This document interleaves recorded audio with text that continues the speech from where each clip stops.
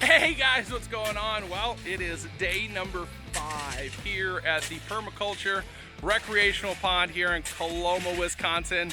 And as you guys can see behind me, I've already shown you guys, we've got all of this stacked right here.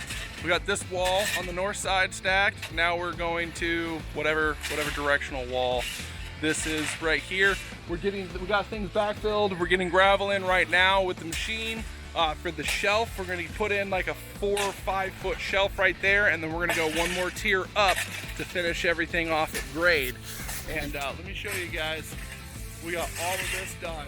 It's 5 days worth of work. I think we've done an absolute amazing job on this, managing, you know, time, energy, morale, stuff like that, because these projects are a marathon. They're not a sprint. And we want our machines to be the muscle, not my back. And you know, we have only a certain amount of bodies on this project, so we want to maximize our man hours with being able to utilize these big machines to do most of the work for us, to where we're just kind of doing the detail work and stuff like that afterwards. So let me go ahead and flip you guys around and show you guys around a bit. Like I said, that's actually going to be a shelf, and right where the machine's bucket is going to be the next layer up. And then we're going to be coming out here, and then we're going to kind of rotate this down. This is going to be a secondary shelf right here and kind of bring that out. It's going to end right about where this rock is, and then we're going to kind of come out from there, let this be kind of a secondary shelf. And then over here is actually going to be wetland number 1. And then here we're going to have our intake system that's going to be feeding our wetlands. And then right over here behind this is actually going to be wetland number 2. So we're going to have a waterfall coming in here, intake right here.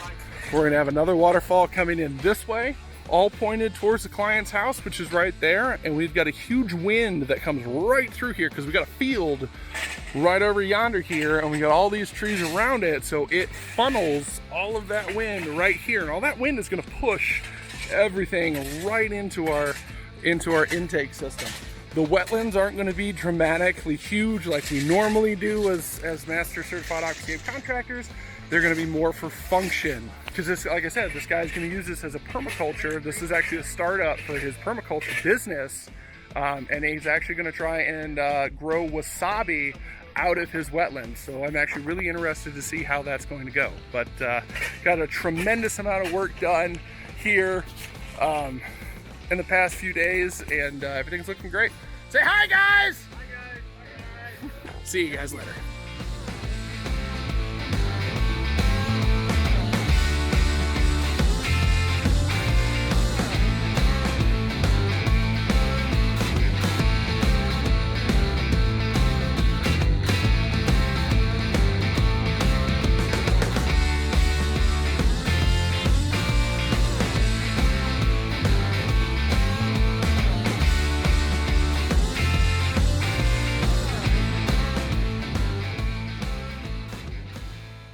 Hey, what's going on, guys? Well, here we are on day number 6, and we've got boulders set. We're getting the final tier set on this side behind me right here. We got final boulder. We're gonna get boulder set on this side here, but the problem with today is in about 4 hours, we are going to get severe thunderstorms with high possibility of large hail. Only 1 to 2 inches of rain. That's the weird part about it. I don't understand.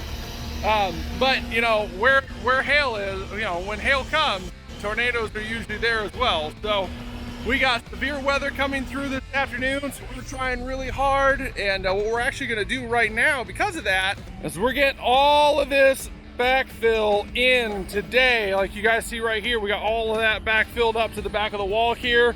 We've already got this stack right here backfilled, and we're bringing even more in.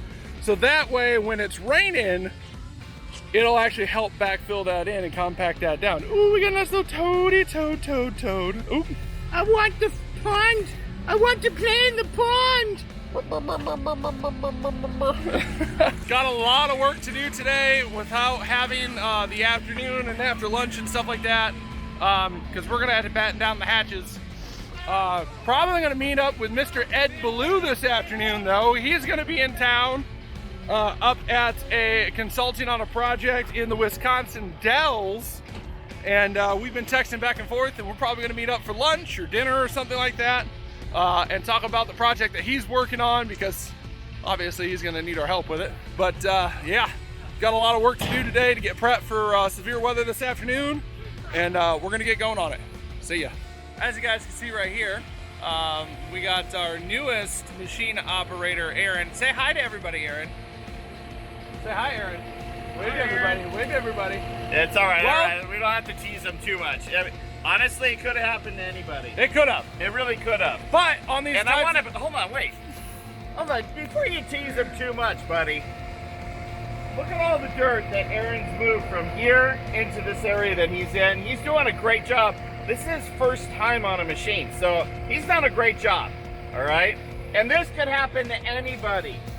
So before we go and give him a hard time, let's just talk about how we're gonna get him out of this situation, okay? I think so. You guys can strap it, Jeff. You guys got it. On job sites like this, you know, certain dumb deeds or great deeds that happen on a job site are the ones that get us our nickname. And I'm sure all of you are familiar with the Greek legend of Icarus that flew too close to the sun and his wings melted. Well, guess what this guy's new nickname is? Say hi, Icarus! Yes. He's no longer going to be known as Aaron. He is only going to be known as Icarus, the Greek that flew too close to the sun. Now, with that being said, I'm going to climb up this hill, and we are going to get this guy pulled out. We're going to take this strap, we're going to put it on my bucket, and then we're going to take that strap and put it on that Cat 308 right there, and the two of us are going to work together, and we're going to pull Icarus further away from the sun.